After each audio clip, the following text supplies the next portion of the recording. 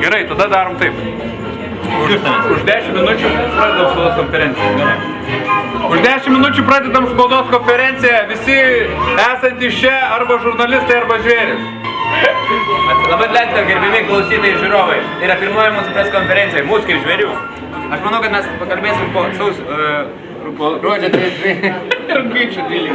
Po gruodžio 12 mes pakalbėsim ir tada atsakysim visus klausimus galutinai, man atrodo. Tai aš pasakysiu labai trumpai. Pristatysiu dėl ko čia visi susirinko. Kiekvienas iš mūsų savyje turi žvėrį. O progų išleista žvėriškom pavidale yra žiauriai mažai. Nu galbūt tu gali muštynėse išleisti, galbūt tu gali, nežinau, sporto salėje.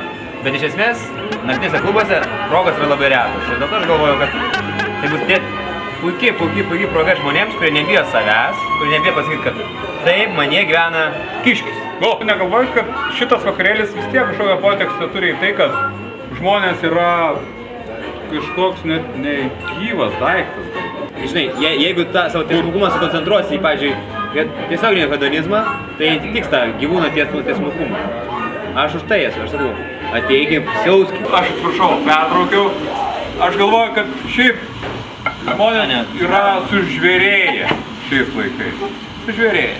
Svarbiausiai, kad žmonės, turėdami galimybę sužvėrėti, jie bus laisvesni, negu kokie jie yra kiekvieną dieną.